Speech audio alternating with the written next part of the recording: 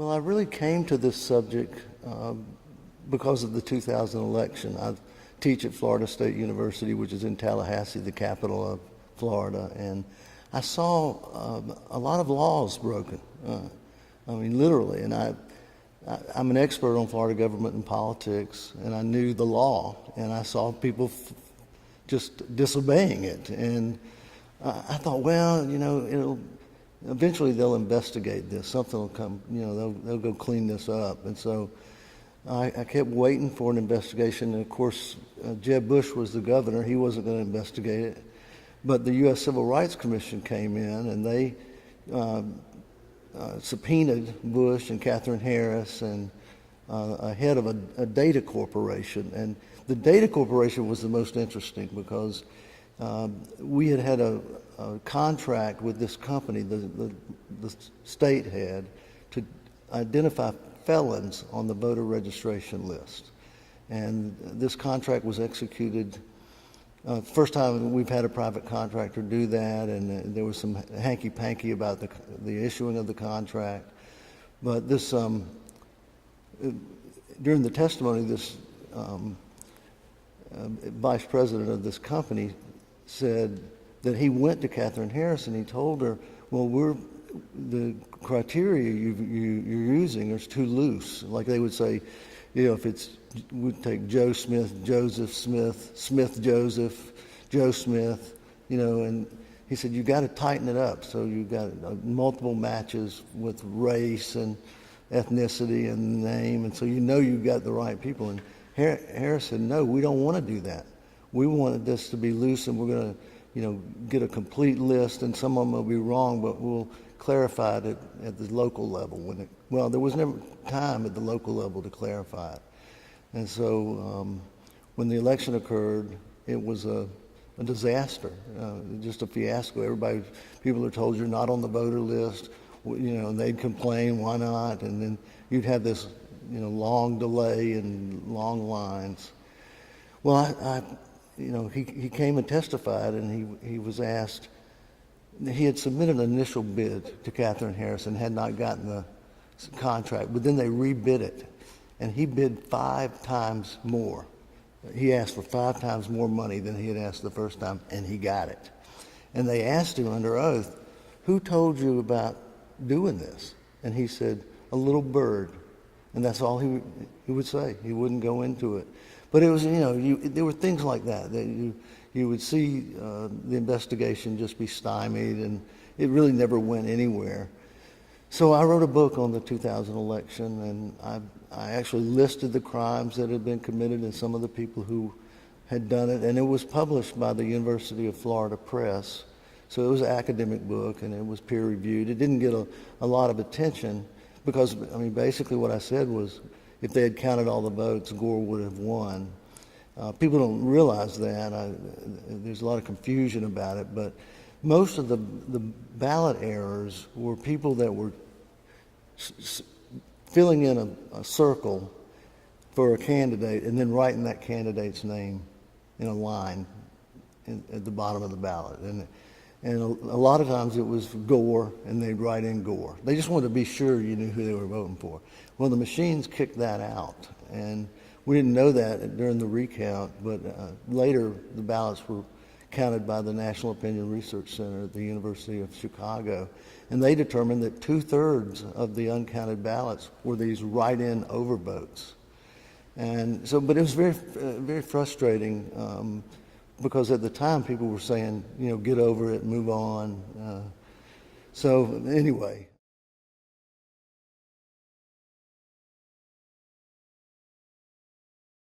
I saw that. Then I saw the 2004 election in Ohio end up basically the same way it did in Florida. You had one state that it came down to. There was a Republican head of the election process. There were anomalies in the voter tabulation.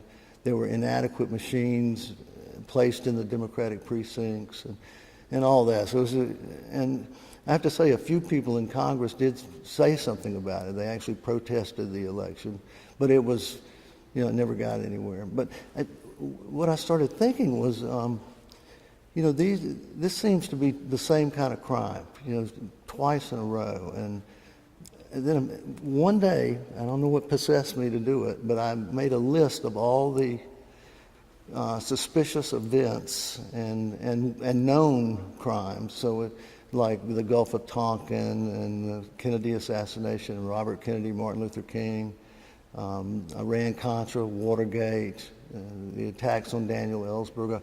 I had about 20 of these. And when I looked at them, I just realized that we had never really thought of these collectively as something that a single group or several groups might repeatedly carry out. And I'm kind of embarrassed about not having thought of it. I was a young man. I had just gotten back from the military when Richard Nixon was reelected in 1972. And Watergate, I watched it very carefully, the hearings, and I was a political science major at the University of Georgia. But I still thought of that as a one-time thing. I thought of it as like, well, Nixon, well, he's a crook, and it wouldn't be, other presidents wouldn't do that. But when I looked at this long list, I realized that, well, for one thing, half of the elections since 1964 involved some kind of vote fraud or assassination, or an October surprise where you don't let the hostages out. In 1980, Reagan people made a deal to do that. But anyway, that's what I got into, and I defined this as a state crime against democracy. I said, what these things are the political elites, what used to be called high crime. I call it elite political criminality or elite political crime or state crimes against democracy. And I just defined it as top leaders manipulating the democratic process to achieve an end that they couldn't achieve by the normal political process. I wrote an article on it, and it was published in 2006 in a peer-reviewed article, and that was kind of a breakthrough. And then the American Behavioral Scientist, which is a global journal, a really highly respected journal, did a symposium issue on the concept, state crimes against democracy, and they had a number of authors write chapters in it, and that brought a lot of attention to it. And then it was taken up in various conferences, and there's a book came out on state crimes against democracy. And then I came out with a book in 2013 called Conspiracy Theory in America.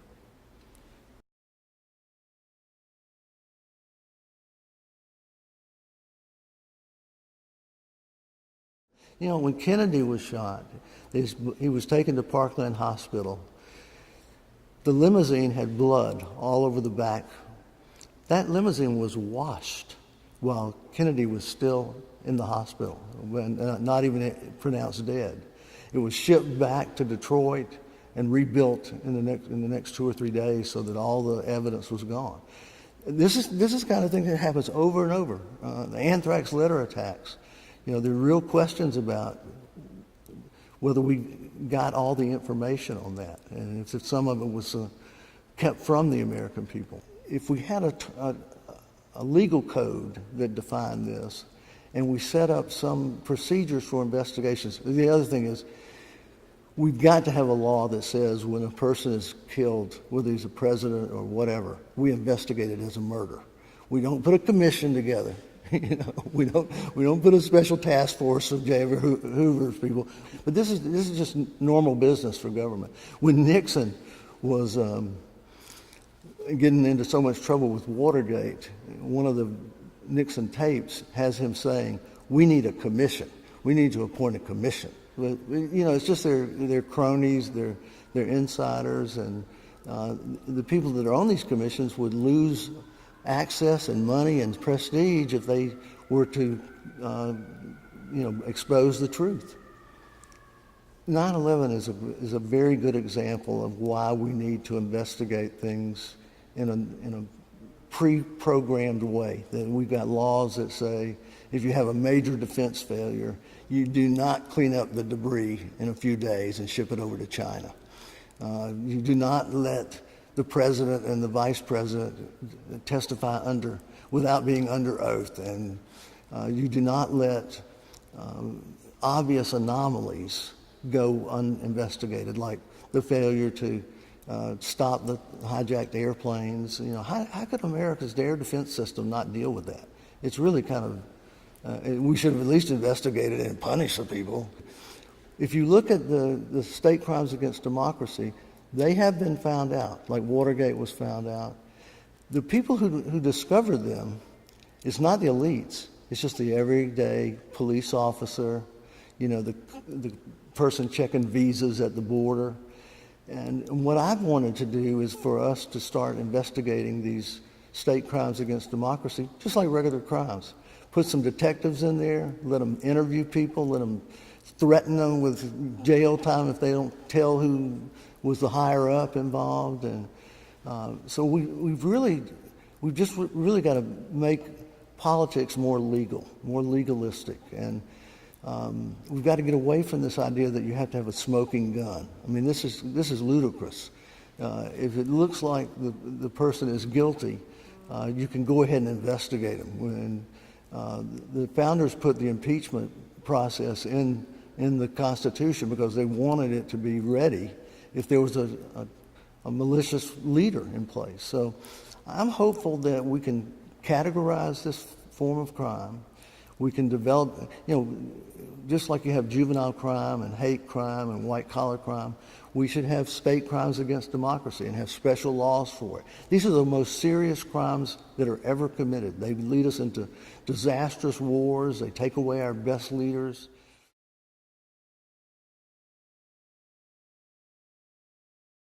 The concept, the term 9/11, 9/11, is highly suspicious. We have never named an event like this with a date. I mean, Pearl Harbor, Oklahoma City bombing, Katrina, we normally name it after the place, or we might call it D-Day or VJ Day, but we don't, Kennedy was not called 11/22. It was the Kennedy assassination. But suddenly we have this term come out, and it surfaces the day after 9/11.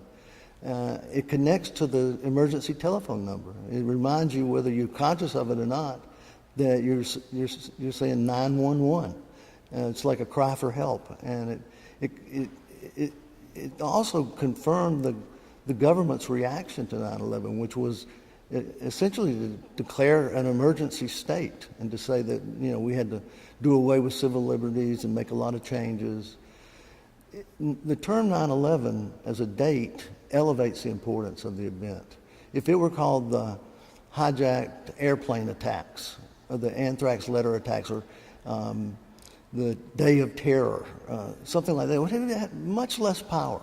It'd be much less influential. But with the term 9/11, you've got the world before 9/11 is one thing, and then 9/11 happens and the world changes. And so 9/11 becomes a break in history. And I think it cast a shadow over all of our discourse and thinking, and I think it was, frankly, carefully planned, and that the day of the attack was scheduled for September 11th so that you could have that term.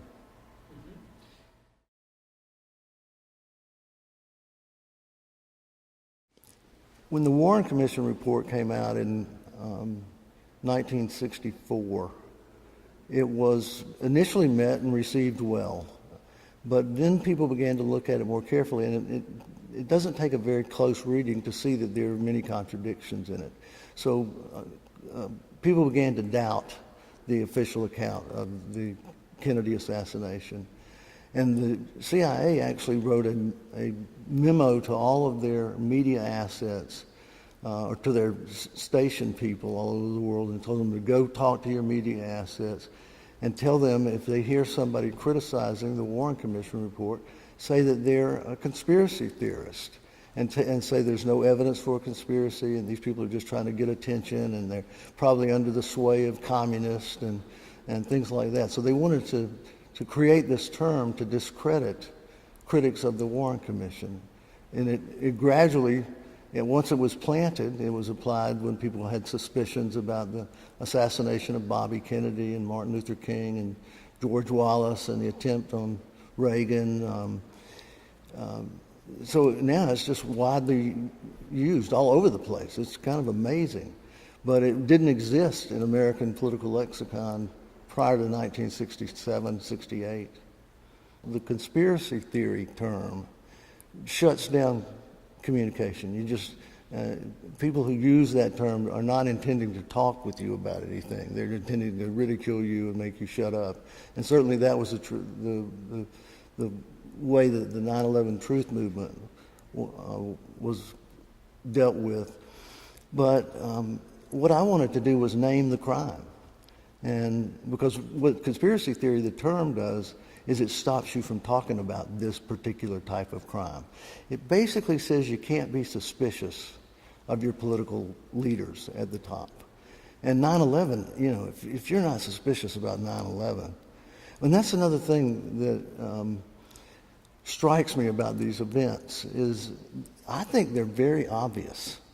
And the amazing thing is that people don't see them. And so 9/11 is a very good example. As we learned more about, initially the president, or Condoleezza Rice, said we could have never imagined planes flying into buildings. Then we find out, we've had war games and stuff, and when they were at the G20 conference over in Italy, they had missiles they had to stay on a boat because they were afraid a plane would be flown into a building. And so, just the official account of 9/11 really began to kind of deteriorate pretty rapidly. Another thing that happened was the anthrax letter attacks, and then we found out that they were from a strain of anthrax developed by the U.S. Army.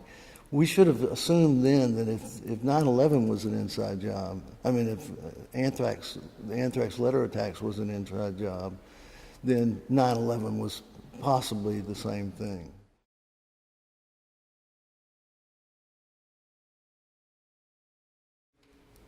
When I think of our government today in the context of 9/11 and other events like that, I think I call it smart totalitarianism.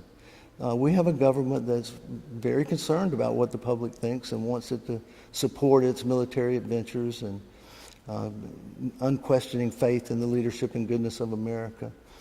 But they don't control everything like the communists did. They don't, try to run the whole society. But they launch agenda-setting events like 9/11 that change all the thinking after that. You don't have to tell people to think about being worried about Islam and terrorists and things like that. They do it automatically after 9/11. And if you go back and think about the assassinations in the 60s, you had Martin Luther King, John Kennedy, and Robert Kennedy. That was basically the three charismatic leaders of the left. And people, you have to ask, why do people assassinate rulers? Why wouldn't they just be replaced by somebody just like them? No, the answer is charisma is pretty uncommon.